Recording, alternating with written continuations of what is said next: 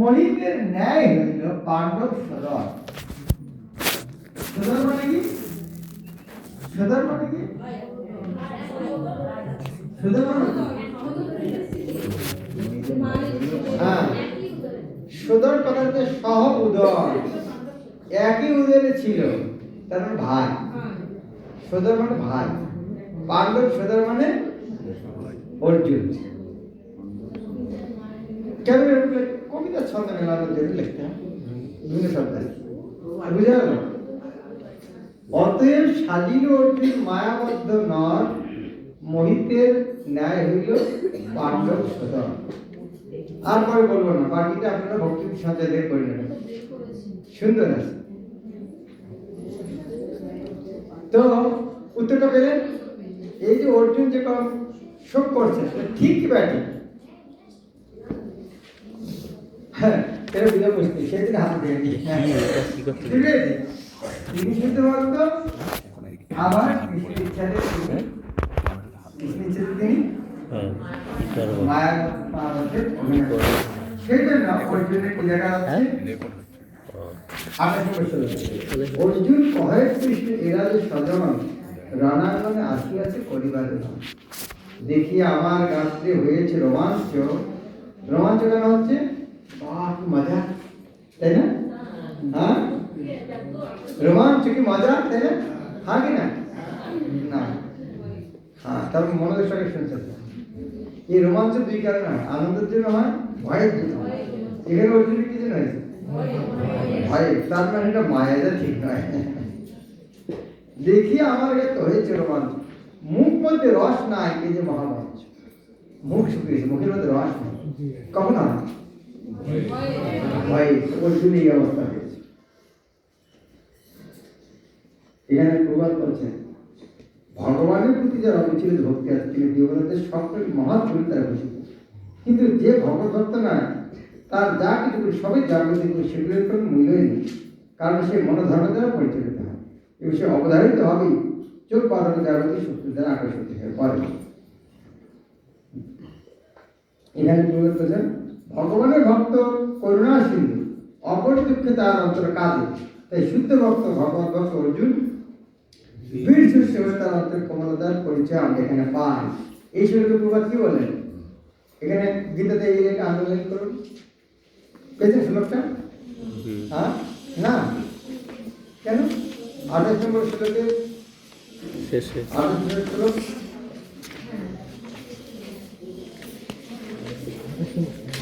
এই শ্লোকটা এক করতে বলছে, আন্ডারলাইন না, শ্লোকের উপরে দেখুন, আমি যেটা পড়ছি। আচ্ছা আচ্ছা, এখান থেকে আন্ডারলাইন করুন।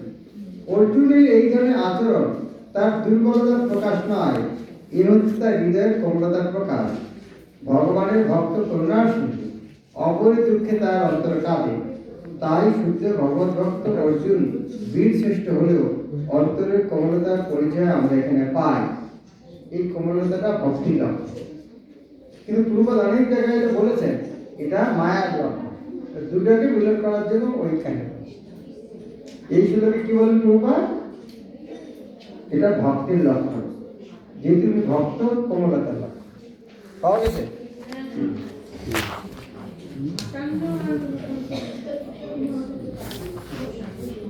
পরের শ্লোক দেখুন, পরের শ্লোক কি বলছেন?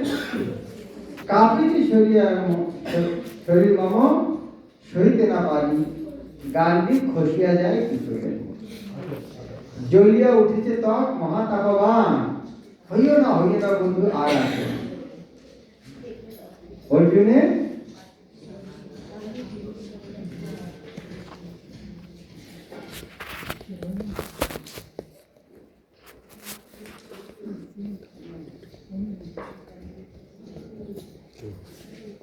সাইড হন, এটা রেকর্ড করছে।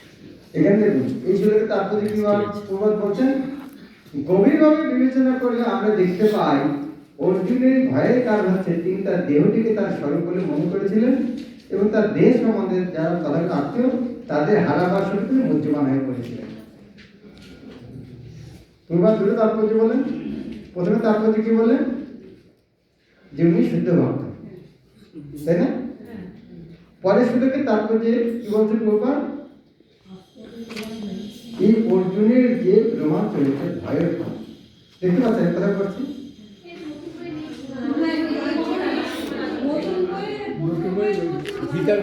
আচ্ছা ঠিক আছে, ঠিক আছে, আমি তাহলে এখান থেকে পড়ি।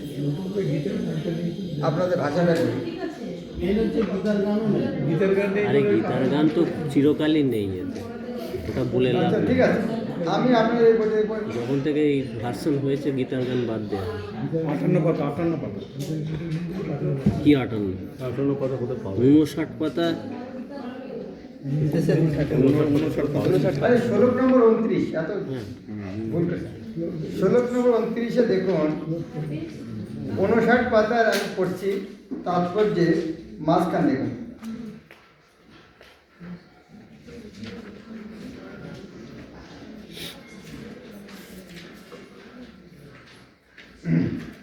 এক্ষেত্রে অর্জুনের লক্ষণগুলি জড়জাগতিক ভয়ের ফল, অর্থাৎ প্রাণহানির আশঙ্কার কারণে প্রকাশ পেয়েছিল।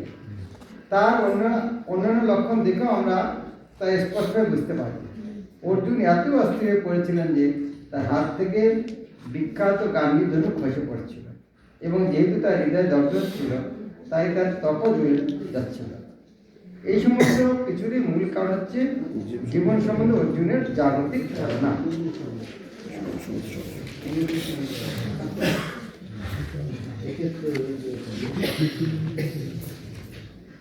কিন্তু এই অনুবাদটা এখানে দেখুন যে কত সুন্দর আছে আগেরটাতে। এগুলো বাদ দেওয়া হয়েছে কেন আমি তো ভেবে পাই না। এটা কি করে হলে এতটা ঝামেলা করছে দেখুন। এই দেখুন গীতার গান নেই তো নতুন বই গীতার গানটা ছাড়ুন না, এখন আরে এটা সে ঠিক আছে, এখন কথা বলি। বলে যাচ্ছে। ঠিক আছে, স্টপ। হ্যাঁ, আমি এখানে আগে ওই তাৎপর্যটা করছি, দেখুন এটা কত পরিষ্কার। শরীরে কম্পন দেখা দুটি কারণ আছে এবং রোমাঞ্চ হওয়ার দুটি কারণ আছে। তার একটি হচ্ছে চিন্ময়ানন্দ অনুভূতি, অন্যটি হচ্ছে প্রচন্ড জড়জাগতিক ভয়। অপ্রাকৃত অনুভূতি হলে কোনো ভয় থাকে না। অর্জুনের রোমাঞ্চ কম্পন অপ্রাকৃত আনন্দের অনুভূতির ফলে নয়, পক্ষান্তরে জড়জাগতিক ভয়ের ফলে। এই ভয়ের উদ্রেক হয়েছিল তার আত্মীয় পরিজনদের প্রাণহানির আশঙ্কার ফলে। এটাই ভালো। তার অন্যান্য লক্ষণ দেখেও আমরা তা স্পষ্টভাবে বুঝতে পারি। অর্জুন এতই অস্থির হয়ে পড়েছিলেন যে তার হাত থেকে গান্ধী ধনুষ খসে পড়ছিল, এবং প্রচন্ড দুঃখে তার হৃদয় দগ্ধ হওয়ার ফলে তার ত্বক জ্বলে যাচ্ছিল। এই সমস্ত কিছুর মূল কারণ হচ্ছে ভয়। অর্জুন এই মনে করে ভীষণভাবে ভীত হয়ে পড়েছিলেন যে তার সমস্ত আত্মীয়স্বজনেরা সেই যুদ্ধে হতে হবে, এবং এই যে হারাবার ভয় তারই বাহ্যিক প্রকাশ হচ্ছিল তার দেহের কম্পন, রোমাঞ্চ, মুখ শুকিয়ে যাওয়া, গা জ্বালা করা ইত্যাদি মাধ্যমে। গভীরভাবে বিবেচনা করলে আমরা দেখতে পাই অর্জুনের ভয়ের কারণ হচ্ছে তিনি তার দেহটিকে তার স্বরূপ বলে মনে করেছিলেন, এবং তার দেহের সম্বন্ধে যারা তথাকথিত আগ্রহ তাতে হারাবার শক্তি তিনি বুদ্ধিমান। এত কিছুই নেই। তুমি কথা বলছেন কেন? কথা বলবেন, খুব গুরুত্বপূর্ণ আলোচনা হচ্ছে না। কেন বুঝে গেলাম কি বললাম?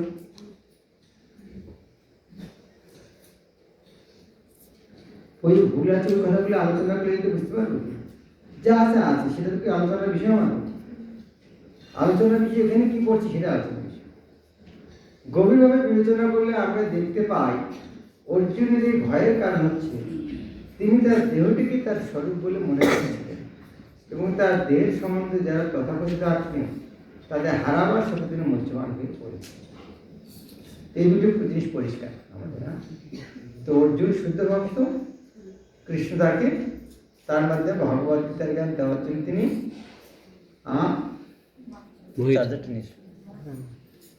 মোহগ্রস্ত ব্যক্তির মতো আচরণ করেছেন। তিনি বলছেন অস্থির হয়েছেন স্ত্রী নয় মন, সব ভুল হয়ে যায় কিন্তু বিপরীত অর্থ দেখি শুনে হচ্ছে সব মানুষ যখন ভ্রমিত হয়ে যায় সব কিছু বিপরীত দেয়। যে বন্ধু তাকে শত্রু মনে করে, জলের গ্লাসে বলছে পয়জনের গ্লাস। তো যখন আমাদের বুদ্ধি ভ্রমিত হয় তখন আমরা সব উঠে দিই। অর্জুন সেই কথা বলে আমি সব বিপরীত দেখতে পাচ্ছি। অর্জুন বলছে হে কৃষ্ণ, আমি তো এই যুদ্ধে আত্মীয় স্বজন মেরে এখানে কোনো কিছু দেখতে পাচ্ছি না। আমি আর যুদ্ধ করবো না। আচ্ছা না হোক। আমার যুদ্ধ করে রাজা হওয়ার সুখ শান্তি লাভ করার মতো লাভ।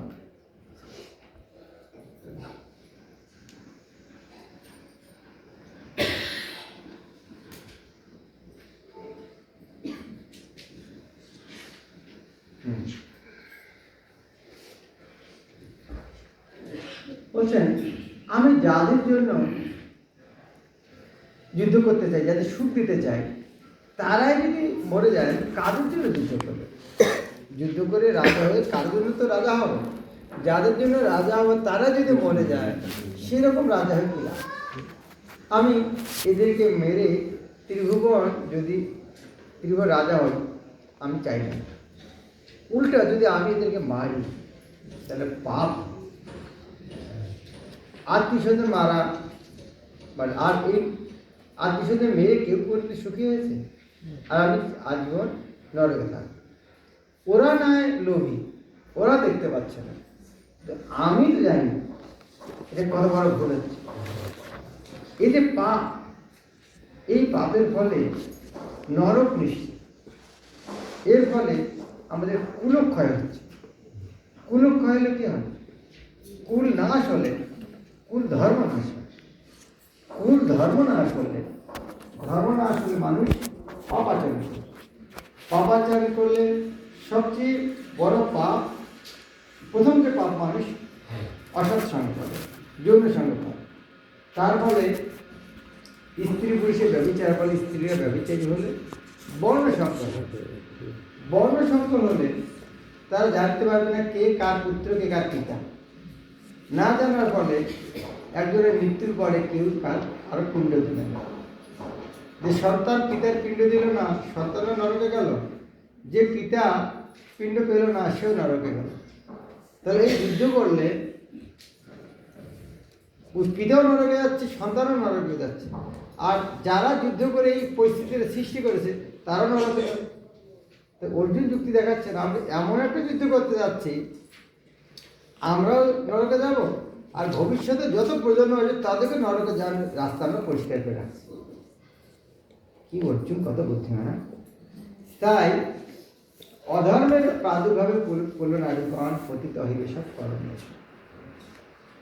দুষ্ট স্ত্রী হইলে যাবে বর্ণশঙ্কর দল, বর্ণশঙ্কর হলে হবে নরকে। সেই যে কারণ হয় বর্ণশঙ্করে কুলক্ষয় কুলজ্ঞান দুই অপর। নরকে পতন হয় লুপ্তপিণ্ডের জন্য, তরিবার নাহি করে উপায়। কুলধর্মে নষ্টকারী বর্ণশঙ্কর ফলে শাশ্বত জাতি ধর্ম উৎসাহিত। নরকে নিহতবাস সে মানুষের হয়, তুমি জানো জনার্দন শেষ হবে।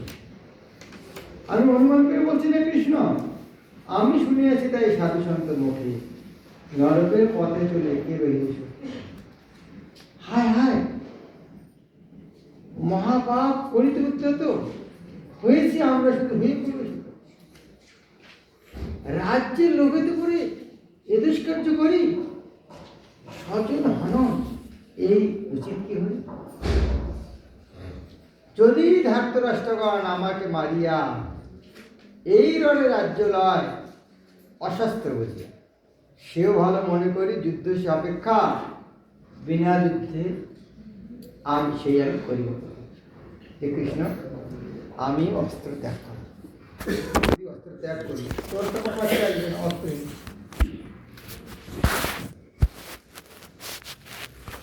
আর যদি মেরেও ফেলে কমপক্ষে আমি নরকে যাবো না।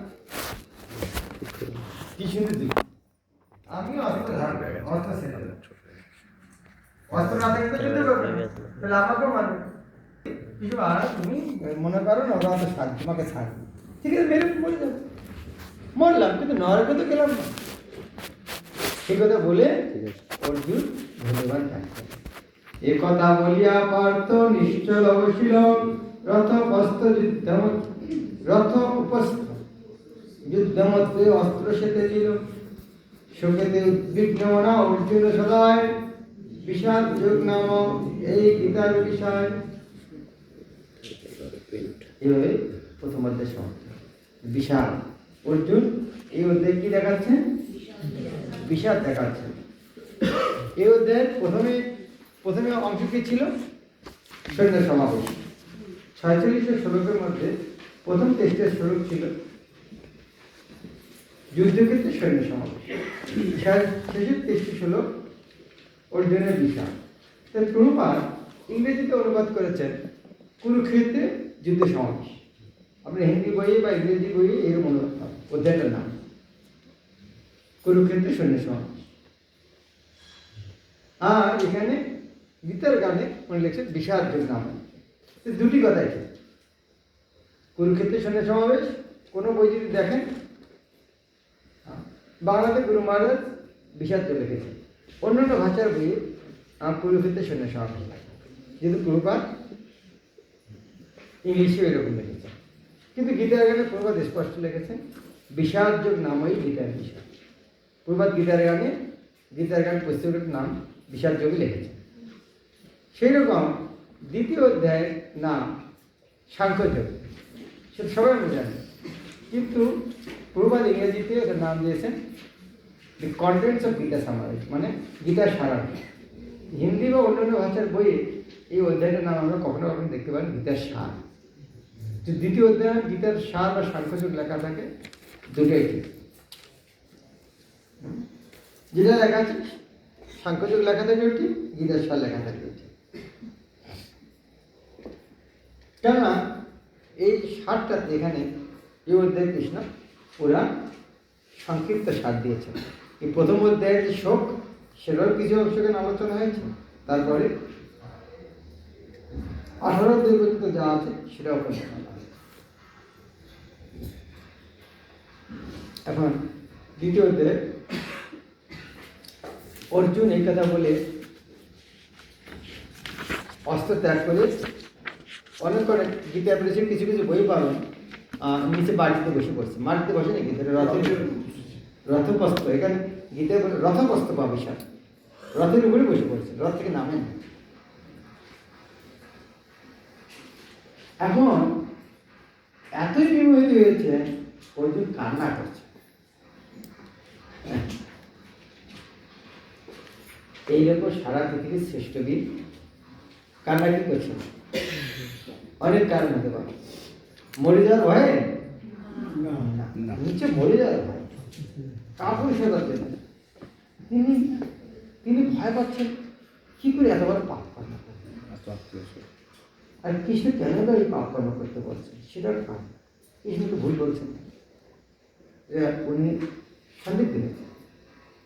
এখন যখন কেউ কান্না করে, সামনে লোকে না করলে হবে, বাচ্চারা কান্না করে, অনেক মা মূর্খ মা দ্বারা বাচ্চাকে পেটেই না, আরে কান্না করছে কেন, দেখো তারও একটা কারণ আছে না, দেখো কি কারণ।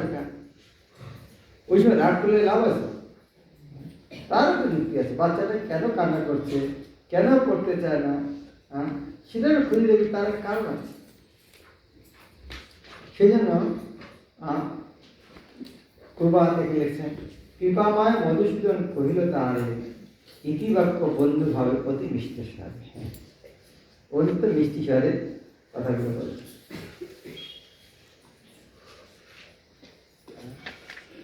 বলছেন কিভাবে অর্জুন তোমার এই ঘোর যুদ্ধস্থলে অনার্য শোকানোর প্রযুক্ত করেছে। তুমি এই যদি যুদ্ধ না করো, দুটি অস্বর্গ অকীর্তি লাভ। অস্বর্গ অকীর্তি মানে কি? অস্বর্গ অকীর্তি লাভ হইবে তোমার। অস্বর্গ অকীর্তি লাভ এর বুঝে দেওয়ার চেষ্টা করতো। এই কথা অর্থ কি? অস্বর্গ অকীর্তি লাভ বা অকীর্তি অস্বর্গ লাভ হইবে তোমার মানে কি?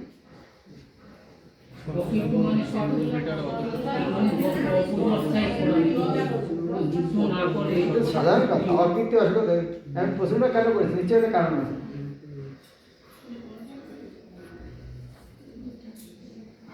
যদি বেঁচে থাকো তাহলে অকীর্তি হবে, আর যদি মরে যাও তো অস্বর্গ হবে।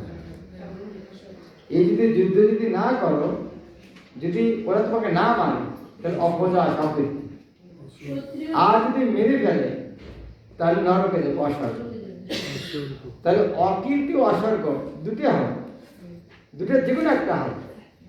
বেঁচে থাকলে মরবে, তাই এমন কি কাজ করতে যাচ্ছ যার জন্য দুটো যে কোনো একটা তোমার জন্য হয়, অকৃতি অসর্ব। কিরূপ কিছু বুদ্ধিমান, হ্যাঁ? যুদ্ধ না করলে হয় তোমার অকৃতি নেই অসর্ব। সি বন্ধু ছাড়ো অত কথা। আমার বন্ধু এরকম করছো, তুমি নরকে যাবে, আমাকে নিয়ে যাবে। আমার বন্ধু নপুংসক ন পারতে কি বাবা, কাউকে যদি বলে আরে তুই তো মূর্খ নস, মানে কি? মূর্খের মতো কাজ করছিস। আমি যদি বলে আরে তুই তো মূর্খ নয়, মানে কি? কাউকে যদি বলা এই মূর্খের মতো কথা বলছিস, মূর্খের মতো কথা বলছিস, এটা না বলে যদি আরে তুই তো মূর্খ নস, ওই কথাটায় আমি একটু ভালো করে কওয়ার এই মূর্খের মতো কথা বলছিস। ওকে যদি বলে আরে তুই তো মূর্খ নস, তার মানে তুই মূর্খের মতো কথা বলছিস। একটা কথায় ওইটি একই, কেউ যদি বলে তুই পণ্ডিতের মতো কথা বলছিস, মানে সে পণ্ডিত দুনিয়ার সব লোক যায় তুই একটা মহামূর্খ, পণ্ডিতের কথা বলছিস। ওকে বলা হচ্ছে না এ মূর্খ চুপ কর, ওকে বলা হচ্ছে কি আরে তুই পণ্ডিতের মতো কথা বলছিস, যার মানে ওকে মূর্খ বলা হচ্ছে। কিন্তু মিষ্টি করে বল। কথাটা যে মিষ্টিভাবে কোথায় গেল, যাকে বলছে সেই বুঝতে পারবে। তো এখানে বলছে নপুংসক না হওয়ার দেখি বাবা, এ অর্জুন তুমি তো নপুংসক না, তোমার ছেলে মেয়ে আছে, তুমি আমার বন্ধু, তুমি তো নপুংসক না, এরকম কথা বলছে কেন? হৃদয়ের তোমার হৃদয়ের দুর্বলতা, হ্যাঁ সি অর্জুন সঙ্গে সঙ্গে চ্যালেঞ্জ করেছে। একবার চ্যালেঞ্জ আছে কি, আমি এরকম মহান যোদ্ধা, আমি আত্মীয়স্বজনকে মারবো না, এটা আমার হৃদয়ের দুর্বলতা হলো? এবং কি করা হয়েছিল? আপনাকে যখন বলছিল মোবাইলে বের করতে, বের করেনি কেন?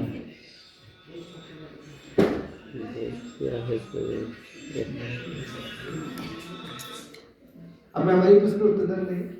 আমি যখন বলেছিলাম মোবাইলটা বার করুন, তখন বের করেনি কেন? এই প্রশ্নের উত্তর দেন না, আমার প্রশ্নের উত্তর। আমি যখন বলছিলাম মোবাইলটা বের করে দেখুন, তখন বার করেনি কেন? এত অহংকার কেন? তা আমি কি আমার কথাগুলোর প্রতি শ্রদ্ধা আছে? তাহলে আমি যখন বললাম মোবাইলটা বার করলেন না, এই ক্লাসে বসে লাভ কেন? শোনার জন্য হচ্ছে না চেহারা দেখানোর জন্য আসছে? আমি সময় নষ্ট করে আমি বললাম যে সবাই মোবাইল বার করে দেখুন, এত অহংকার কেন? তখন দেখলেন না কেন? তা আমার কথাটা কেন মূল্য দেওয়া হবে? দেখে নাটক করার জন্য আসছে না কেন? যদি কথায় শ্রদ্ধা না থাকে তো শোনার জন্য কেন আসছে না কেন? নিজের সময় নষ্ট করে এই সময় অন্য কাজ করলে ভালো হতো। শ্রদ্ধা না থাকে কেন এর শোনার দরকারটা? আমি যখন বললাম মোবাইলটা বার করলাম, তো কথা শ্রদ্ধাটা তো কি জন্য এখানে এসেছে? এগুলি নাটক করা হচ্ছে, কথাগুলো নাটকের জন্য। শ্রদ্ধা না থাকে শোনা হচ্ছে কেন? এই সিনেমার গানের কথায়, গান গল্পের কথায় হৃদয় পরিবর্তনের কথা, চরিত্র পরিবর্তনের কথা, আচরণ পরিবর্তনের দিকে আলোচনা হচ্ছে। এটা কাহিনী শোনার জন্য আমরা আসি।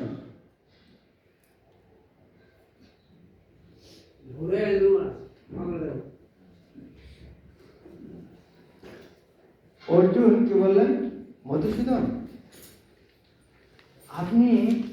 আমি গুরুজনকে মারবো না,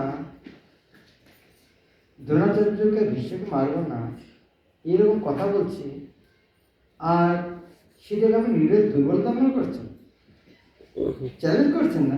আশ্চর্য হয়েছে যে গুরুদেবকে পূজা করা উচিত, যার চরণে ফুল দেওয়া উচিত, তার বুকে আপনি তীর দিতে বলছেন। আমি তাদের চরণে ফুল দিয়ে পূজা করতে চাই, সেটা দুর্বলতা হলো।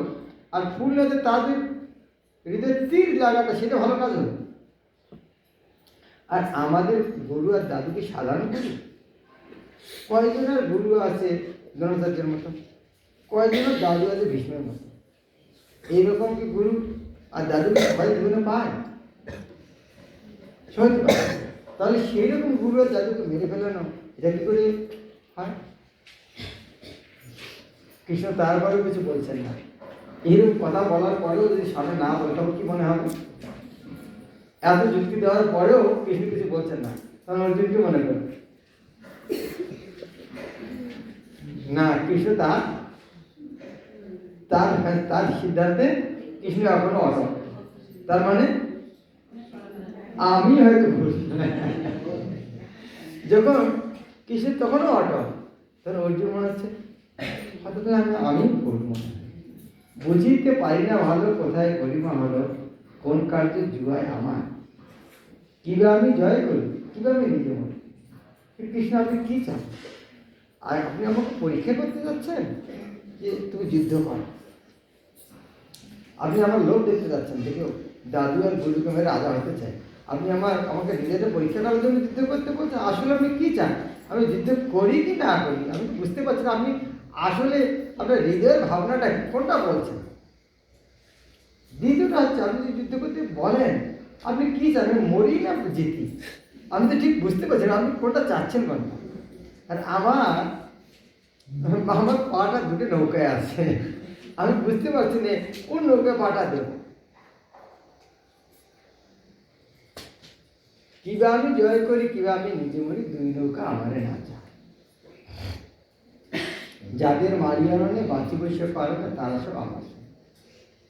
এখন তারপরে কৃষ্ণ কিছু বলছেন না। হ্যাঁ, প্রথমে তো বহুত যুক্তি দেখালেন, এখন একটু নরম হয়েছেন। হ্যাঁ, বলছেন আমি বুঝতে পারছি না কোনটা ঠিক। তারপরে কৃষ্ণ কিছু বলছেন না, তার মানে কৃষ্ণ তখনও বলছেন আমি ঠিক। তখন শেষে অর্জুন বলছেন ঠিক আছে, তাহলে আমি ভুল, আপনি বলুন, আপনি উপদেশ দেন। এই বলতে যে তখন শিষ্যত্ব স্বীকার করলেন। কার পণ্য দোষেতে দোষী, মোহেতে হয়েছি বশী,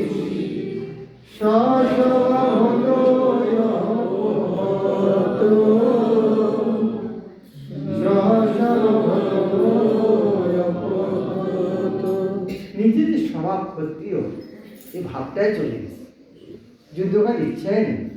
কেন? কার্পণ্য দোষ। আমি দেহাত্ম বুদ্ধির ফলে আমার আত্মীয় স্বজন মনে নিজেকে আত্মা বুঝতে পারছি না। আমার হৃদয়ের দুর্বলতার ফলে আমি মোহগ্রস্ত হয়ে আমার এই স্বভাব ক্ষত্রিয় ধর্ম আর যুদ্ধ পেয়েছে। সেই জন্য আমি তোমাকে জিজ্ঞাসা করছি আমার কি করা উচিত। আমি এখন তোমার শিষ্য হচ্ছি, তোমার শরণাগত হচ্ছি। সারা দুনিয়া দেখুক অর্জুন এত বড় বীর হওয়া সত্ত্বেও তার এক বন্ধুর কাছে শিষ্যতা বরণ করছে। আপনি আমাকে শিষ্যরূপে বরণ করুন। হরিবল না, তারপরে কৃষ্ণ বুঝে দিচ্ছে না। তারপরে কৃষ্ণ কিছু বলছে না, তারপরে তো শরণাগতি এখনো হয়নি। লালাবর নাম শুনেছেন? এই বাংলার রাজা ছিল, জমিদার ছিল। তার বৈরাগ বসেছে, সব ছেলে বৃন্দাবন গেছে। বৃন্দাবন যেয়ে গুরুদেবকে দীক্ষা নিতে গেছেন। গুরুদেব দীক্ষা দিচ্ছেন, তুমি রাজা জমিদার এখন তোমার। তো সবার বাড়ি বাড়ি ভিক্ষা করে খাচ্ছে। তারপরে বলছে না তুমি কি আমার আরো কি করতে হবে? রাত্রে ছেড়ে এসেছি, আমি ভিক্ষা করে খাচ্ছি, সবাই দাঁড়িয়ে দাঁড়িয়ে ভিক্ষা করে খাচ্ছি, গাছে নিচে থাকছি, আমাকে আরো কি করতে হবে? গুরুদেব কেন ভিক্ষা দিচ্ছেন? তখন নিশ্চয় আমার কোনো ত্রুটি আছে। চিন্তা করছে কি ত্রুটি, আর কি হলে দীক্ষা পাবো? তখন হ্যাঁ, আমি সব ভিক্ষা করে খাচ্ছি, আমার অহংকার, কিন্তু আমি যখন রাজা ছিলাম আমার পাশে যে রাজ্য ওই জগৎ সে তার সঙ্গে শত্রুতা আছে, সেই শত্রুতাকে সমাধান করে আসেন। তারপর বৃন্দাবন থেকে পায়ে হেঁটে আবার বাংলা এসেছে। এসে জগৎ ছেড়ে বাড়িতে ভিক্ষা চেতে গেছে। বাড়ির দরজায় বলছে যে বলছে ভিক্ষা দেহি, ভিক্ষা চেতে গেছে। তখন জগৎ ছেড়ে ভিক্ষা এসেছে, এ সাউন্ডটা তো পরিচিত সাউন্ড লাগছে, কোন ভিক্ষা এসেছে? ভিক্ষা বের হয়েছে লালা বাবু। লালা বাবু আমার কাছে ভিক্ষা চেতে আসছে। উনি আগে থেকে জমিদারি ছেড়ে দিয়ে সাজতে গেছে। তো সত্যিটা আছে যে এখানে আমি হারাতে পারলাম না, আর শেষে সে রাজ্য ছেড়ে দিয়ে বড় সাধু হয়েছে, ও সাধুতেও আমাকে হারিয়ে গেছে। বৃন্দাবনের সাধু হয়েছে, সেখানে তো হারিয়েছে, আবার বাড়িতে ভিক্ষা করার জন্য সে আবার হারাতে আসছে। তখন জগৎ বলছেন, এই জমিদারি আপনি নেন, আমি চলে গেলাম, এই পুরো জমিদারি আপনাকে ভিক্ষা দিয়ে দিলাম, আমি বৃন্দাবন যাচ্ছি। জগৎ আর লালাবাবু দুজনে বৃন্দাবন যান, দুটো এখনো বিখ্যাত মন্দির আছে বৃন্দাবন। লালাবাবু আর জগৎ ভগবান কৃষ্ণের মহান ভক্ত।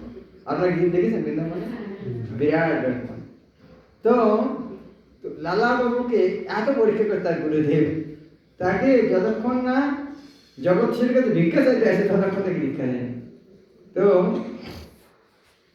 অর্জুন এভাবে শরণাগত হয়েছেন, তখনও কৃষ্ণ বলছেন না কিছু। তারপরে যখন বলছেন, দেখি না আমি যে অন্ধ, তাহাই বুদ্ধি অতি মন্দ, শোকানন হে কৃষ্ণ, যদি পাই ত্রিভুবন রাজ্য লক্ষ্মী সুলভ, যদি আমি ত্রিভুবন পাই, লক্ষ্মী দেবী সেখানে স্বয়ং বিরাজ করে, শত্রু মুক্ত যদি রাজ্য হয়, দেবতা লোকের আধিপতি স্বর্গের রাজা ইন্দ্র হই, তবু আমার সমস্যার সমাধান হবে না। কি সমাধান? সে সমস্যা একটু চিন্তা করে বলুন। বলছেন, আমরা তো গুরুদেবের কাছে এই সমস্যার জন্য যাই না? হ্যাঁ, যে কি গুরুদেবের কাছে যাই? হ্যাঁ, গুরুদেব মহাপ্রসাদ খেয়ে আমার হার্টের ডিজিজ ছিল, ওটা ভালো হয়ে গেছে। মানে গুরুদেব মহারাজ কি পাওয়ার না, হার্ট ডিজিজ ছিল, ঠিক হয়ে গেছে।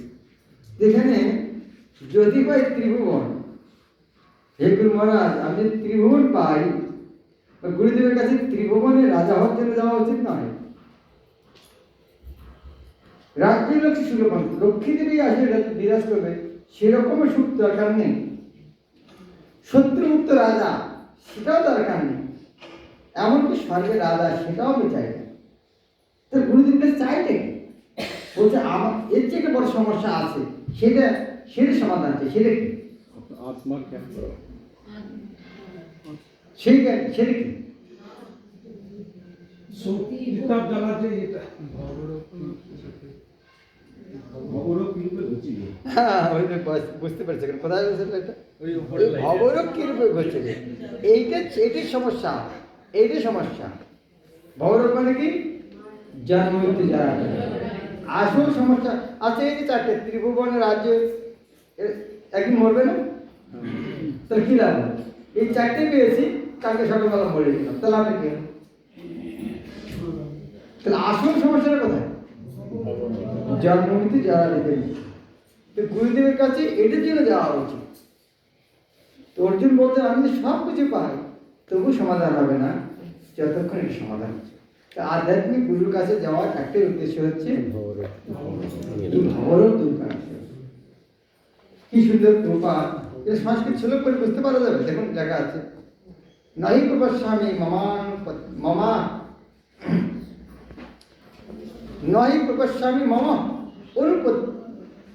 অপনুদ্যা,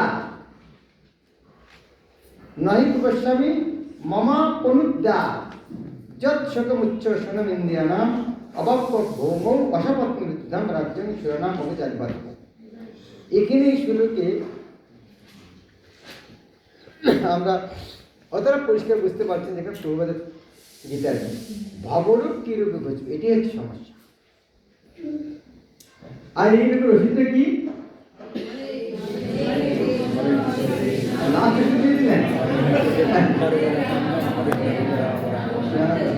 আছে এই ওষুধ দিয়েছে কৃষ্ণ এখানে গীতাতে, গীতাতে এই ওষুধটা দিয়েছে। হ্যাঁ, এই ওষুধটা কি দিয়েছে? এই ওষুধটা হচ্ছে পুরো ভগবদ্গীতার উপদেশ।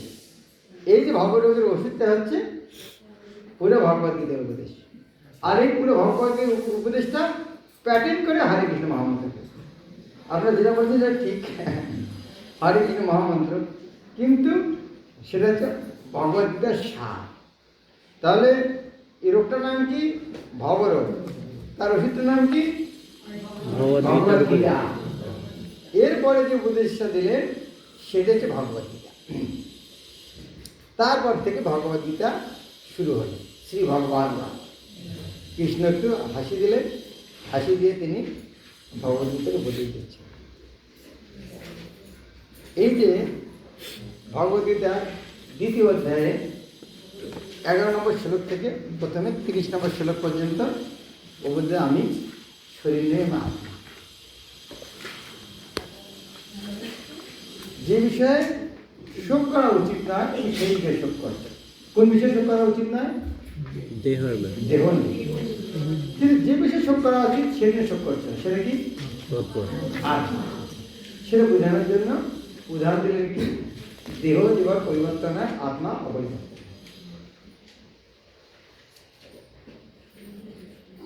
কথাটা কঠিন, সহজ না? দেহ পরিবর্তন হয়, পরিবর্তন। জনতা ঘোষ বয়স কত? 42। যখন 12 বছর বয়সে তখন কি নাম ছিল? তো জনতা ঘোষে ছিল। 12 বছরের শরীর, এখনকার শরীর ঠিক আছে? শরীর পরিবর্তন আছে, নামটা এক। তো জনতা ঘোষে শরীরের নাম না আত্মার নাম? হ্যাঁ, শরীর নাম। তো শরীর নাম তাহলে নামটা চেঞ্জ হওয়া উচিত ছিল। জনতা ঘোষ যদি শরীরের নাম হয়, তো 12 বছর আগে শরীরটা তো নেই, এখন তো অন্য শরীর, তার নামটা কার? আত্মার নাম। তা আত্মার নাম জনতা ঘোষ হয়? তো জনার্দন ঘোষ হতে পারে, জনতা ঘোষ কি করে হয়? তো সেই জন্য দেহের নাম হতে পারে, কিন্তু আসলে নামটা কার হওয়া উচিত? আত্মা। তাই দেহিনস্মি যথা, দেহ যে পরিবর্তন হচ্ছে তাতে শোক করা উচিত নয়। না না, এটা বোঝার পরেও তো আমি শরীর নই, ঠান্ডা লাগছে, আমার ঠান্ডা লাগছে, সোয়েটার পরছেন কেন? আপনি তো বলছেন আমি দেহ নই, হ্যাঁ, তাহলে গরমের কাপড় পরছেন কেন? তার উত্তরটা হচ্ছে সহ্য করা। আমি দেহ নই, হ্যাঁ, কিন্তু দেহের যে কষ্ট হয়, যদিও আমি দেহ নই, কিন্তু দেহের কষ্ট পাচ্ছি, সহ্য করো। হ্যাঁ, এত সহ্য করা যায় কেন? শীতকাল ঠান্ডা হলে সহ্য করো না, গরমের দিন গরম হলে সহ্য করো না, সেরকম সহ্য করো। শীতকালে ঠান্ডা হলে সহ্য করো, গরমে গেলে গরমে সহ্য করো। সেরকম শরীরের যে কষ্ট হয় পরিবর্তন সহ্য করো, কিন্তু বুঝে রাখো সে তুমি শরীরের না। তাই আত্মার কোনদিন মিথ্যে হবে না, শরীর কোনদিন থাকবে না। শরীর টিকে রাখতে তো থাকবে না, আত্মাকে মারতে চাইলেও মরবে না। তাই যেটা মারতে পারবে না তার জন্য শোক করছে, আর যে শরীরকে টিকে রাখতে পারবে না তাকে রাখার জন্য টেনশন করছে। খুব সুন্দর করে ব্যাখ্যা করে কৃষ্ণ বলছেন, আসলে আত্মাকে অস্ত্রের দ্বারা কাটা যায় না, আগুন দিয়ে পড়া যায় না, জল দ্বারা ভেজা যায় না, আর আগুনে পোড়ানো যায়, বায়ু দ্বারা শুকানো যায়। আর এই আত্মা তাহলে হ্যাঁ বলুন নাই, না বদলতেও সঙ্গে দিতে কি, এটা জন্ম হয় না, মৃত্যু হয় না, বারবার পুনঃ জন্ম হয়। এমন নয় যে ভবিষ্যতে হয়েছিল পরে একদিন মরেছে, তাও নয়। সেটা বোঝানোর জন্য উদাহরণ, কিসের উদাহরণ? কাপড়। কাপড় যেমন পুরানো হলে পরিবর্তন নতুন কাপড় পরে, সেরকম মানুষ পুরাতন শরীর ত্যাগ করে পুরাতন শরীর, পুরাতন কাপড় ত্যাগ করে নতুন কাপড় পরলে কারো কষ্ট হয়? পুরাতন কাপড়টা ত্যাগ করতে কারো কষ্ট হয় না? বলছে পুরাতন কাপড় ত্যাগ করতে কষ্ট হয় কার হয়?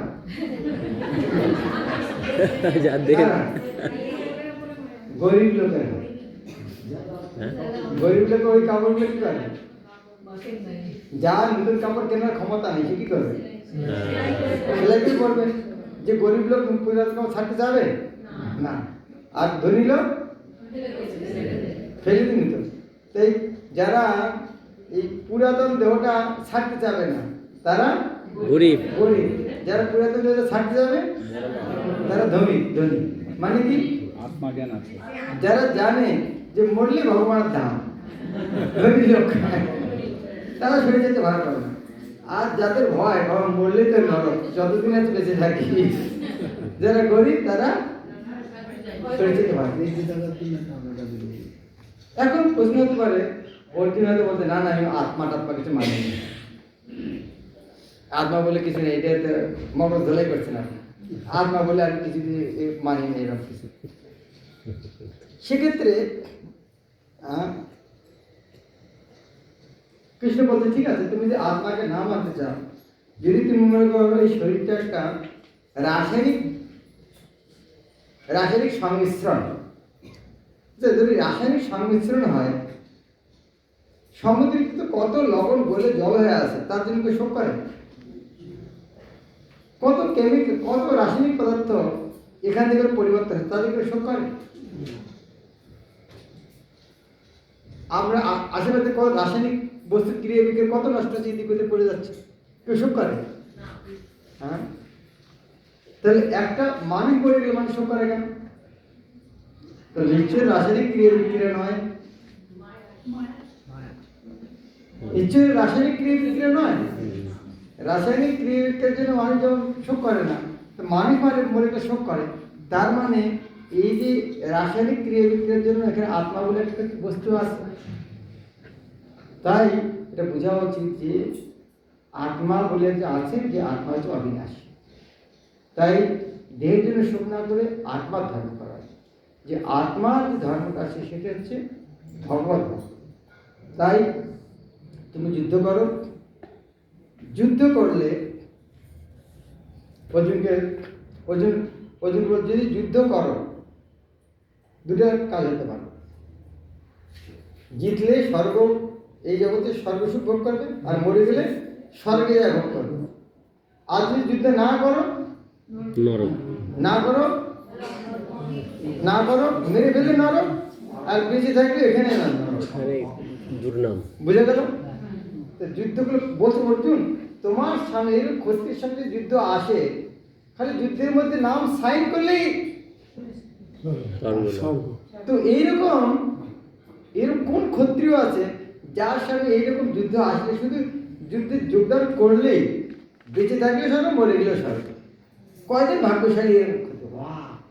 কৃষ্ণ কিরকম মোটিভেট হয় দেখো, তুমি যুদ্ধের নাম সাইন করলেও এখন আজকালকার পরীক্ষা এরকম, আরে খালি পরীক্ষার রেজিস্ট্রেশন না, পরীক্ষা দিতে হবে পাস। আজকালকার পরীক্ষা তাই হয়েছে না, এই যে MA BA যে পরীক্ষা পড়তে হয়, স্কুল কলেজ দিতে হয়, কেবল ভর্তি হতে হয়। তারপর কিছু কিছু মূর্খ আছে ওটাও করতে চায়, আমি জানি না কেন করতে চায়। স্কুল কলেজে যেতে হয় না, পরীক্ষা দিতে হয়, লিখতে হয় না কিছু, পরীক্ষা দিতে হয় না, যা মনে আছে লেখক, কেউ দেখে না কি লিখেছে। আজ পর্যন্ত শুনেছেন যে কেউ ফেল করেছে? আজ পর্যন্ত শুনেছেন কেউ ফেল করেছে? না। আজকালকার পড়াশোনা তো অর্জুনের সেও যুদ্ধে এসেছিল না, যে পরীক্ষায় অ্যাটেন্ড করলেই পাস, যুদ্ধে জয় করে, যুদ্ধে মরলে স্বর্গ, আর পিছিয়ে দিলে স্বর্গ। তাই তুমি যুদ্ধ করো। আর সাথে সাথে কী লাভ হচ্ছে, তুমি এটা যেহেতু আমার নির্দেশে যুদ্ধ করছো, এই যুদ্ধটা জাগৃত, এটা ভগবত ভক্তি হচ্ছে। আর এই ভগবত ভক্তির জন্য তোমার কি হবে, তোমার এই যে ভক্তি, এটা হচ্ছে বুদ্ধিযোগ। যে বুদ্ধি দ্বারা তুমি বুঝতে পারলে যে আমি আত্মা, পরমাত্মা হচ্ছে ভগবান কৃষ্ণ, তার সেবা করাই হচ্ছে জীবন উদ্দেশ্য। যে বুদ্ধির দ্বারা বোঝা যায়, সেই বুদ্ধিটা হচ্ছে ভক্তিযোগ, বা ভক্তিযোগটা হচ্ছে বুদ্ধিযোগ। যারা বুদ্ধিমান তাদের বুদ্ধি একনিষ্ঠ, তারা এই ভক্তি ছাড়া অন্য কিছু করবে না। কিন্তু যাদের হৃদয়ে অনেক কামনা বাসনা আছে, তাদের বুদ্ধি বহুশা। ঠিক যেমন যে একটা বিরাট জলাশয়ের পাশে বসে আছে, তার কুয়া করতে হবে। যে মরুভূমিতে বসে আছে তার জন্য আলাদা আলাদা কুয়া করতে হতে পারে, এটা স্নানের কুয়া, এটা পূজার কুয়া, এটা কাপড় ধোয়ার কুয়া। কিন্তু বিরাট জলাশয়ের পাশে বসে আছে, তার কিছু করতে হবে। তো সেই জন্য যে ভগবত ভক্তি করছে, তাকে ভক্তি করলে আর অন্য কিছু করার দরকার নেই। তো এই যে ভক্তি করাটা যে শিক্ষা, এই টেকনিকটা শিখতে কর্ম কৌশলম, কীভাবে কর্ম করলে আমাদের বন্ধন হবে না, কর্মেন্দ্রবাধিকার, সেটা সম্বন্ধে আমরা বাংলার উত্তর শুনি। পাকাল মাছ, পাকাল মাছ শুনেছেন না? কাদার মধ্যে থাকে অথবা পদ্মপদ্ম, জলে বা কাদা থেকে স্পর্শ করে। তো কৃষ্ণ ভগবান কর্ম করলে সেই কর্ম স্পর্শ করবে না। যারা এইভাবে কর্ম করে তাদের বুদ্ধিটা স্থির হয়েছে। বুদ্ধি কেবল প্রজ্ঞা, তাদের প্রজ্ঞা স্থির, তাদেরকে বলা হয় স্থিত প্রজ্ঞ। ও এরকম রকম হয়, শুদ্ধ ভক্ত বলে স্থিত প্রজ্ঞ। স্থিত প্রজ্ঞ কিরকম চলাফেরা করে, কিরকম হাঁটা চলাফেরা করে, কিরকম কথা বলে। তো কৃষ্ণ বলছেন ঠিক যেমন কচ্ছপের মতো। কচ্ছপের মুখ হাত পা যখন দরকার বের করে হাঁটে, যখন দরকার নেই সে ভিতরে ভিতরে। শুদ্ধ ভক্ত সেই রকম, যখন হাত পা দরকার, যখন কথা বলার দরকার লেকচার দিতে থাকবে, মাইক ছাড়বে না। আমার মতো আর এই 2 ঘন্টা ক্লাসে 8 ঘন্টা দিচ্ছি। হ্যাঁ, শুদ্ধ ভক্ত নেই, কচ্ছপের উদাহরণ দিচ্ছি। তো কচ্ছপের কাজ কি? যখন দরকার হাত পা বের করবে, আর যখন দরকার নেই তখন উঠে যাবে। এটা হচ্ছে কৃষ্ণভাবে বোঝাতে চেষ্টা করছে। শুদ্ধ ভক্ত এভাবে স্থিত প্রজ্ঞ এরকম। কখন এটা করা যায়? তখনই সম্ভব যখন কি উচ্চতর স্বাদ পায়। না, আপনারা 1 কাপ চাও খান না, কেন খাই না? দেখুন কিরকম রাজভোগ পাওয়া যায়, চা খাওয়া ভুলে যাবেন তুমি। তো যখন উচ্চতর স্বাদ পাওয়া যায়, নিকৃষ্ট স্বাদ ভুলে যায়। তখন যখন এইভাবে হয়, তখন আর অন্য কোনো কামনা বাসনা তাকে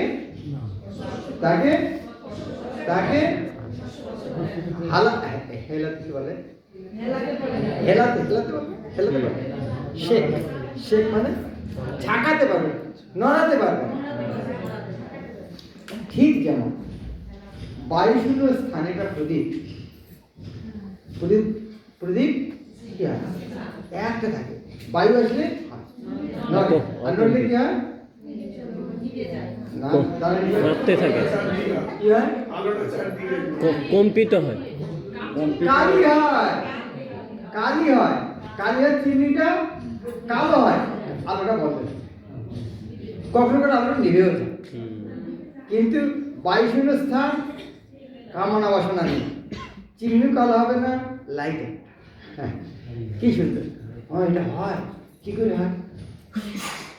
তো কৃষ্ণ বলছেন ঠিক যেমন নদীতে অনেক স্রোত, সেই নদীটা যখন সমুদ্রে প্রবেশ করবে তখন আর স্রোত।